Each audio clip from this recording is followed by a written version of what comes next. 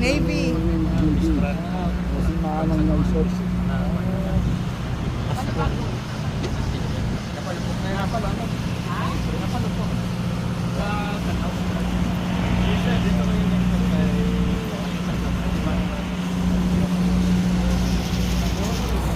Wow, what's the name? Tomas Ocampo.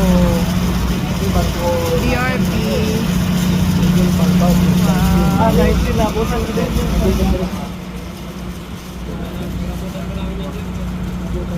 Hi guys, nandito tayo sa BRP. Sa may port area ng Iloilo City. So meron kami dito yung dalawang barko na binigay ng Israel. So, ayan siya. Spike land, line of sight. Guys, so yung asawa ko, ayan siya. So, umiikot siya within the vicinity area. Ayan.